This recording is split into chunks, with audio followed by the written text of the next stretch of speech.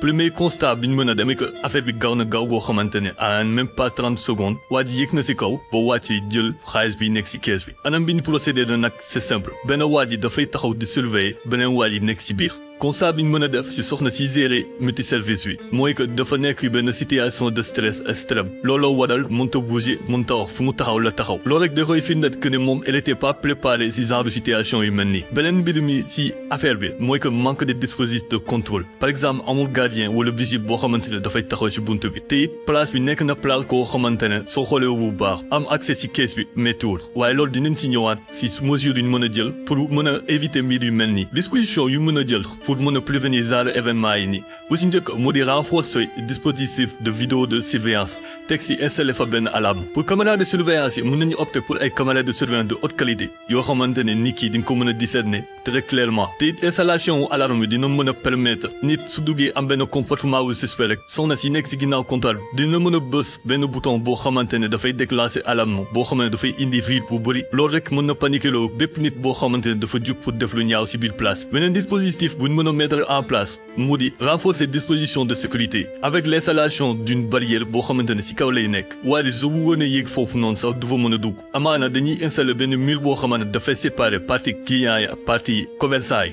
beneen disposition bu mën a jël pour mën a renforcer sécurité bi mooy éviter di yor foofu liquide bu bëri te it di encourager clients yi fa nekk ñuy fay par transfert par code beneen disposition bu ñu mën a mettre en place mu di former personnel bi dans des situations d'urgence di organiser ay sections de formation yoo xamante ne dañuy simuler ay braquage ni ku nekk dina am lu ñu def si yow pour que chaque situation de danger nga xam nooy mën a def pour mën a contrer loolu mesures yi nii yëpp nekk na ay mesures yoo xamante ne dañu ko war a associer ak benn vigilance bu accrue pour jéem a réduire genre mbir yu mel nii en résumé incident bi am Guédiawaye dañuy rappeler chaque fois que ne multiservice dafa nekk benn zone boo xamante ne de convoitise gars yi suñu amee occasion dal sa kaw rek dañuy dal sa kaw pour jéem a récupérer sa alal donc en conséquence gars yi war nañ mën a jël seen i précaution pour que yu mbir yu mel nii du ma ne du mën a am de waaye di nga mën a am affaire yoo xamante ne da nga koy teg pour que yii nii limité wu ñu leen laaj nag seen xalaat à travers le commentaire bu leen fàttee abonné ngeen partager vidéo bi su fekkee ne apprécié ngeen sur ce ñu ngi waxante ba beneen si 2K Dakar